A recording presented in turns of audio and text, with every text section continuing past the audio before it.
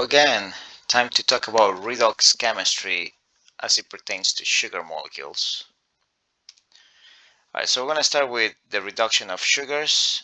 For this to make sense, you have to keep in mind that all your sugars, it doesn't matter if you're talking about the pyranose or the furanose, ring structure, all your sugars are technically in equilibrium between the two types of rings, pyranose and furanose, but they're also in equilibrium with each other. Going back and forth between the cyclic structure and the open chain structure. Now, because of this ability, right, or this equilibrium, what this ultimately means is that you have an aldehyde available in solution. And if you recall from the aldehyde ketone chapter, you may remember that if you treat aldehydes, in this case aldose, right, so we go from the alpha idopyranose ring structure back to just regular open chain aldose. If you treat that aldehyde or ketone, in this case aldehyde, with sodium borohydride, you may recall that this has the effect of reducing the carbonyl carbon into an alcohol, right? So what we end up creating right here is a position 1. We turn that aldehyde into an alcohol, so now we have another CH2OH component on the top and the bottom of your molecule by the end of the process, right? Although the bottom portion was an alcohol from the very get-go, right? So the only chemistry did happen at the very top portion of the molecule. So this derived from aldose. The moment that you reduce an aldehyde, this is now known as an alditol. So this is derived from aldose. So now this is going to be known as alditol, right? So you basically replace O's, the O's ending with the itol ending. And yeah, the mechanism is just what you would expect. You simply take sodium borohydride with the open chain sugar, you attack the carbonyl carbon, the pi bond moves over to the oxygen, you now have the sodium alkoxy derivative, and since sugars are pretty soluble in water, you're very likely to do this reaction in water. And this is one reason why we're also using sodium borohydride, because being a mild reagent, um, means that, yeah, you can get away with things like having water around altogether in the course of the reaction. This is not something you could do with lithium aluminum hydride, so this is kind of a pretty ideal case. So water they're going to have around is basically going to serve as the proton source to protonate your alkoxide. So that's the next thing that happens. The alkoxide attacks your water, those electrons go back to oxygen to produce sodium hydroxide as a byproduct, and you now have your alditol form in that process. So as far as the mechanism goes, it's not too bad, right? So we're going basically through a two-step process. First, we do the hydride attack, then we do the protonation, right? So just be careful here. I don't know why it has protonation hemiacetal. That's not happening here at all. Quite the opposite. We're not even dealing with the hemiacetal here.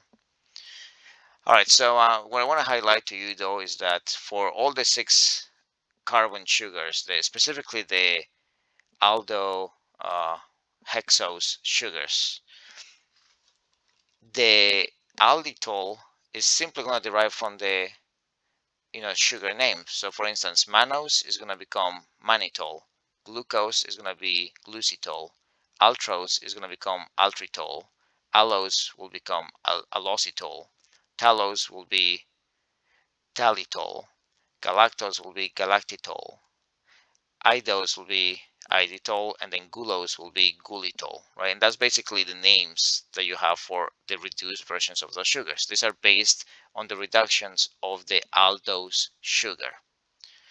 And I'm kind of highlighting that specifically because when it comes down to your ketose sugars, aldehyde is reduced by sodium borohydride, but so are ketones, right? So when you look at your ketose sugars, and we know this is a ketose sugar because on the penultimate carbon we have CH2OH, but so do we on the first carbon of the ring after your oxygen, right? So we have CH2OH on one side, CH2OH on the other. That's a hint that yes, you're probably looking at the ketone or the ketose derivative. So much like the pyranose ring, this furanose ring is going to be in equilibrium with this open chain, and this open chain happens to be a ketone, right? So specifically the sugar that I started the process with is tagatopyranose, and when you go back to the open chain, it's just tagatose. But the reduction with borohydride, will turn that ketone ultimately into a secondary alcohol, right? So it will look something like this. Now, the color scheme that I chosen here, I've done that on purpose. I'm going to tell you in just a second why that is. But the thing is that because this is no longer an aldehyde, you don't have an H attached to that carbon to begin with. Instead, you have carbon and some other carbon attached to the carbon, and you're bringing an H. And what I'm getting at is that you're actually turning that carbon into a chiral carbon. So you're not just going to get this version right here where the OH points to the right. You're also going to get the version where the OH is pointing to the left on that second position. And of course, the CH2OH that was in the first position remains a CH2OH the whole time through. All right, so you might think, okay, well, you're producing two versions of the sugar because of the, prochiral, becomes chiral, component as a result of the reduction. Um, and you might think, okay, well, maybe one of them is called tagatitol, right, which will derive from tagatose. But the reality is that not really, because if we look carefully, right, we have here hydroxyl to the right, two to the left, one to the right. If we look carefully to the reduced sugars from the aldose, derivatives, one to the right, two to the left, one to the right is galactitol, excuse me. So this is already derived name-wise from galactose. So this is not tagatitol, it's just galactitol. And so you might say, okay, well, so if that one is not tagatitol, then the second one has to be tagatitol, except that this has three hydrogens to the left, one to the right, and looking back at what we have here, three to the left and one to the right is already derived name-wise from talose. So this is actually talitol. So with the keto sugars, you just have to be careful, as far as the naming of the reduced sugar. You have to derive them from the aldose sugar. So tagatose, even though that was a starting material, the products are galactitol and talitol. Okay, so just one thing to watch out for. The second thing to watch out for, and this is also true of the aldose sugars, is that when you do that reduction and you get CH2OH on top, CH2OH on the bottom, there's a situation that could happen, right? And that situation is that, technically speaking, in the case of galactitol, if you look carefully at it, you should notice that right in the middle, if you bisect that molecule, you basically have the upper portion being the mirror image of the bottom half portion of this molecule. And because of that plane of symmetry within the molecule, this sugar that basically still contains chiral centers, this entire sugar is achiral. It has lost its chirality because you have now generated a symmetrical molecule that is bisected through the middle.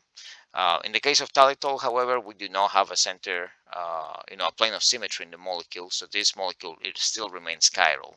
So sometimes, you can use those outcomes to kind of backtrack your way back to the original shape of a sugar. Like take a sugar, react it with sodium borohydride, and then you end up making something that's no longer chiral, right? And then with some additional information, you can ultimately derive what sugar you started the whole process with, which is ultimately what chemists of the old age used to do this type of thing. Okay, so in the next video, I'm going to tell you about oxidations. I don't want to make this particular video too long, so I'm going to save the oxidation for the next video. But hopefully, you're feeling okay about the reduction so far. Okay, so that said, see you in the next video.